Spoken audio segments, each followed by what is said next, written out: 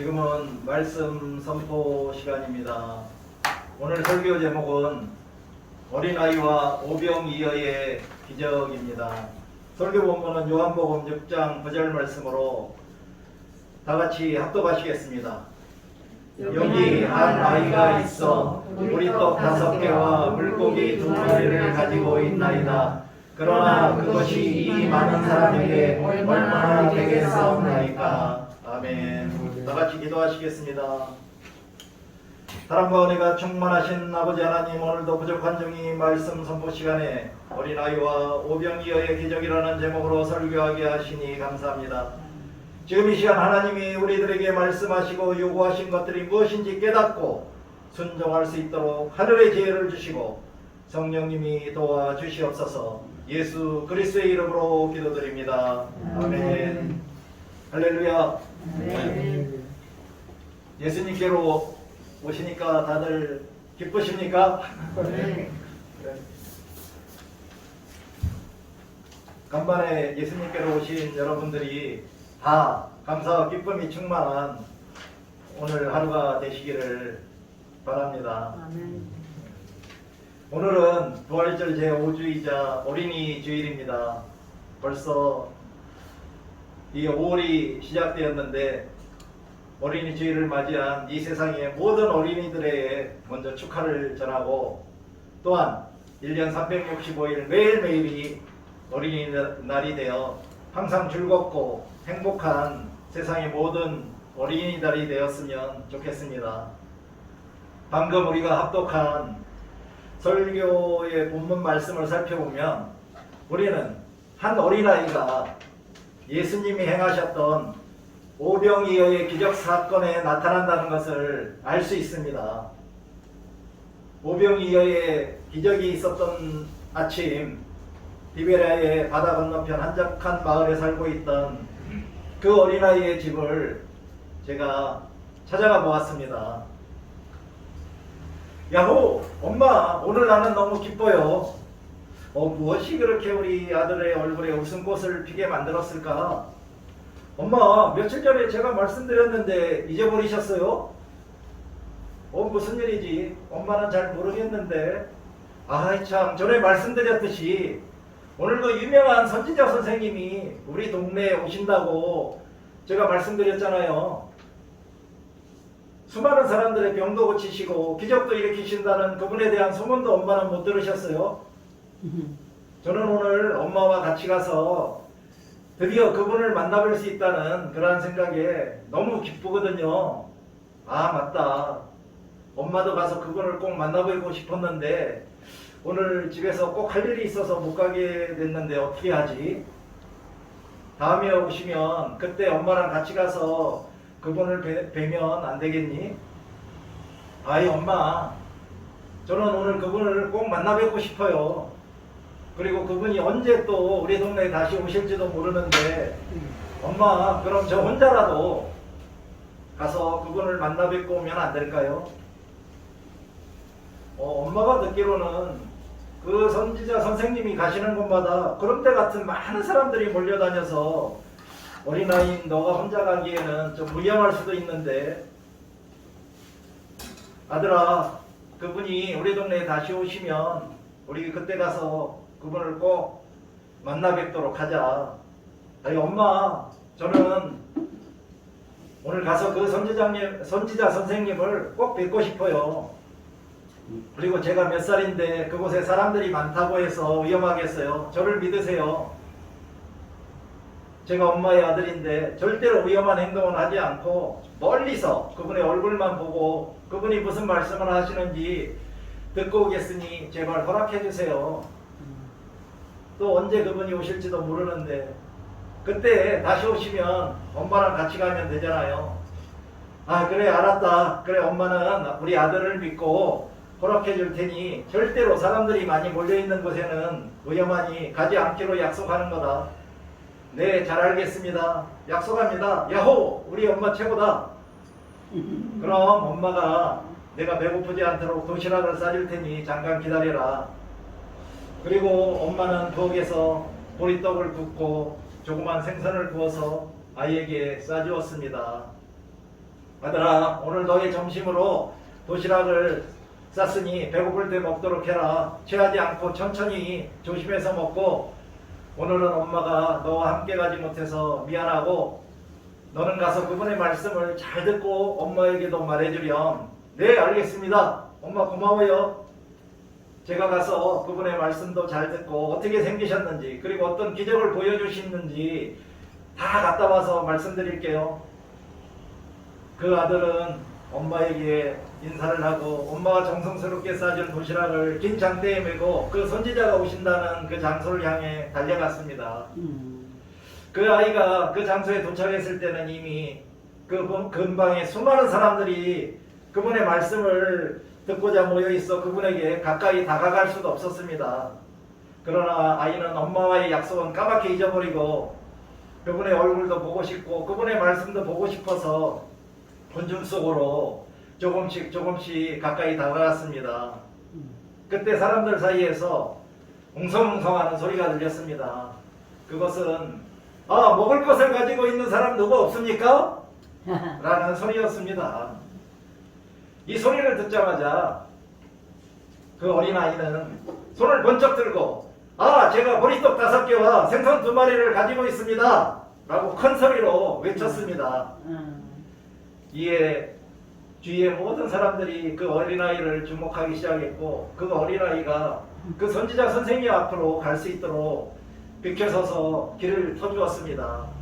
그 어린아이는 그토록 만나 뵙고 싶었던 그 선생님을 바로 눈앞에서 뵐 수 있다는 기쁨에 들떠서 자신의 배고픔도 있고 도시락을 내밀면서 여기 우리 엄마가 싸준 보리떡 5개와 생선 2마리가 있으니 선지자 선생님이 배고프시면 드십시오 라고 드렸습니다.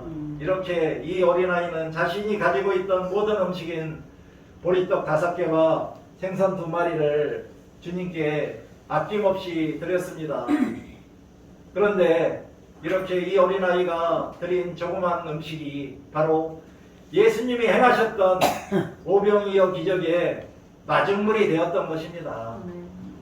만약 우리가 똑같은 상황에 처했다면 어떻게 했을까요? 우리가 배고프면 먹을 그런 음식을 가지고 있는데 주님이 음식을 짓고 계신다는 소리를 들었을 때 선뜻 그 음식을 내릴 수 있을까요?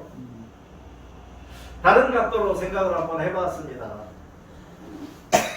예수님이 행하셨던 오병이어의 기적으로 여자와 어린이 외에 5,000명의 사람들, 즉 10,000명 이상의 사람들이 먹었다고 했는데 진짜 이 어린아이 1명 이외에 그 많은 사람들 중에 어느 누구도 먹을 것을 가지고 있지 않았을까요? 혹시 그 중에 많은 사람들이 음식을 가지고 있었음에도 불구하고 자신과 자신의 배고픔을 위하여 음식을 내놓지 못한 것은 아닐까요? 물론 제가 생각하는 것은 음식을 내놓지 못한 사람들을 비난하거나 그 사람들을 이상하게 바라보기 위해서 상상을 해본 것은 아닙니다. 단지 한 어린아이의 순수한 마음의 귀한 헌신을 기억해보자는 것입니다. 자라면서 공정한 대접을 받으며 자란 아이는 올바름을 배우게 된다고 합니다. 혹시 이 어린아이는 엄마의 사랑과 함께 한 인격체로서 공정한 대접을 받으며 성장하여 올바른 마음과 정신을 가진 아이로 성장하고 있지 않았을까요? 이 오병이어의 기적 이야기는 마태복음, 누가복음, 마가복음, 요한복음 4복음서에 다 나와 있습니다. 그러나 요한복음에서만 보리떡 5개와 물고기 2마리의 원소유자가 한 아이라고 말씀하고 있습니다. 저는 이 말씀 속에서 10,000명 이상 모인 군정 속에서 한 어린아이의 순수한 헌신이 모든 사람을 배불리 먹이고도 남은 조각이 12바구니가 남는 위대한 주님의 역사를 이루었다는 사실을 깨닫고 나서 매우 놀랬습니다. 그런데 오늘날 주님에 대한 우리의 헌신과 수고는 어떤가요? 우리들에게 엄마가 정성스럽게 싸준 도시락이 있다면 그 도시락을 주님과 배고픈 이웃들을 위해서 선뜻 내줄 수 있느냐는 것입니다. 여기서 우리는 어떻게 주님과 이웃들을 섬겨야 하는지 생각해 보도록 하겠습니다. 첫째는 이 어린아이처럼 순수한 마음으로 자원해서 드려야 한다는 것입니다. 비록 보잘것없는 보리떡 5개와 생선 2마리였지만 음식을 구하는 주님과 혹은 음식을 원하는 이웃들에게 모든 것을 자원해서 드린다면 그것이 바로 이 세상에서 하나님의 역사를 이루는 한 중요한 그러한 요소가 되지 않을까 생각합니다. 둘째로는 이 어린아이처럼 자신이 가지고 있던 모든 전부를 바쳐야 한다는 것입니다. 자신이 배고플 때 먹어야 할 보리떡 2개나 3개, 그리고 생선 1마리는 남겨두고 남은 떡 보리떡 2개나 3개 혹은 생선 1마리만 드렸다면 혹시 이것이 10,000명 이상의 사람들을 배부르게, 물론 배부르게 먹일 수도 있었겠지만 이 아이는 그러니까 전부를 드렸다는 것을 우리는 기억해야 하겠습니다. 아멘. 이렇게 조그만 헌신이, 한 어린아이 헌신이 수많은 배고픈 사람들을 배부르게 했던 예수님의 한 기적의 역사에서 중요한 역할을 했다는 것을 기억하며 우리들도 세상 속에서 그런 것들을 행하면서 살아가도록 노력해야 됩니다. 아멘. 또한 우리는 그 기적의 이야기에 그 어린아이가 주인공의 한 사람으로 기록되어 세세토록 전해지고 있다는 사실도 우리는 명심해야 하겠습니다. 사랑하는 성도 여러분, 우리 모두도 이 어린아이처럼 순수한 마음으로 자원해서 모든 것을 주님께 바칠 수 있는 믿음을 가지고 살아가시기를 주님의 이름으로 부탁드립니다. 아멘. 이러한 작은 헌신이 바로 이웃사랑을 실천하는 것이며 이것이 바로 거룩한 성화의 길을 걸어가는 것임에 틀림이 없어 보입니다. 미움을 받으며 자란 아이는 미움을 배우고 사랑을 받으며 자란 아이는 사랑할 줄 아는 사람이 된다고 합니다.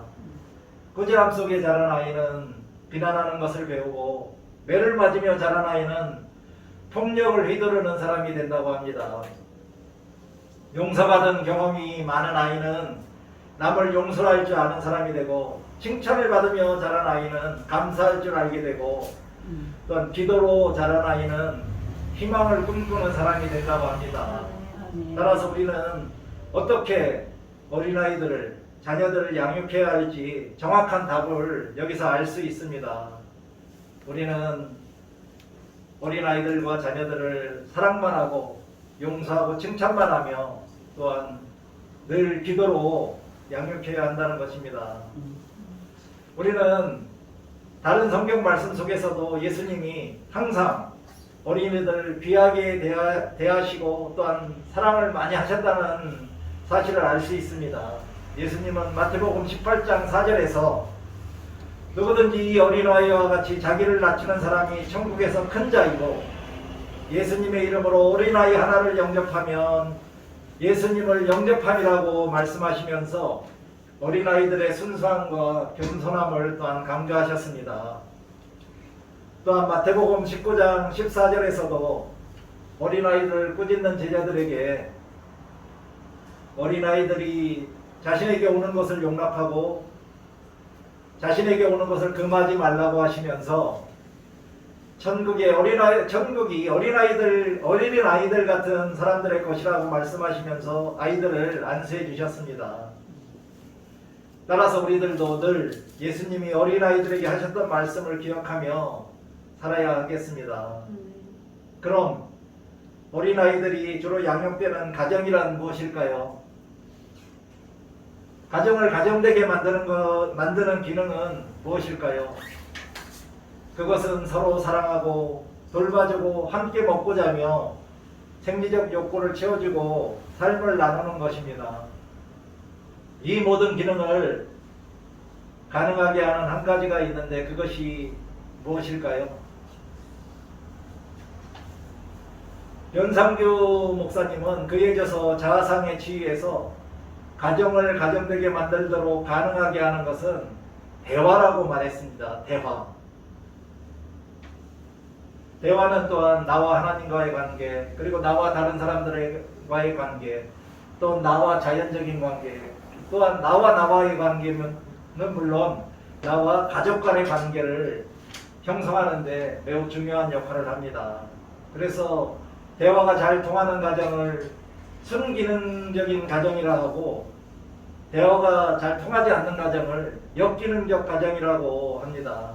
우리 몸에 흐르는 피가 잘 순환되어야만 우리가 건강하듯이, 가정에서도 서로 대화가 잘 통하면 건강하고 화목한 가정을 이루게 된다는 것입니다. 먼저는 남편과 아내, 그리고 부모와 자식 간의 대화가 잘 통해야 합니다. 몸에 피가 잘 통하지 않으면 병이 오듯이 가정에서도 대화가 통하지 않으면, 대화가 잘 이루어지지 않으면 불화가 일어나게 됩니다. 화목한 가정에서 풍성한 대화 속에 성장한 사람들의 마음 안에는 아무 문제가 발견되지 않는다고 합니다. 그것은 바로 가정 안에서 대화로 인하여 서로서로 감정의 교류가 잘 이루어졌기 때문입니다. 반대로 화목하지 못한 가정에서 대화가 많지 않은 그런 상태로 성장한 사람들은 늘 마음이 외롭고, 또 막연한 그리움도 많고, 그리고 또 누구에게든지 자신을 있는 그대로 사랑해 주기를 원한다고 합니다. 또한 어린 시절 이러한 대화가 부족한 가정에서 성장한 아이들이 결혼을 하게 되면 대부분 행복하지 못한 경우가 많다고 합니다. 왜냐하면 이런 사람들은 몸은 성장하여 어른이 됐는데 마음이 아이 같은 수준에서 사랑이 부족한 상태로 성장했기 때문이라고 합니다. 이런 분들의 마음은 슬픔과 단절과 얼어붙은 분노가 가득 차 있기 때문이라고 합니다. 여러분들은 모두 순기능적인 가정에서 서로 충분히 대화하며 감정의 교류가 잘 이루어진 상태로 성장하셨나요? 저는 여러분들 앞에서 감히 고백하기를, 저도 100% 역기능적인 가정에서 성장했다는 것을 말씀드립니다. 그렇다고 제가 저희 부모님들이나 형제들이 나쁜 사람들이라서 그렇다는 것은 아닙니다.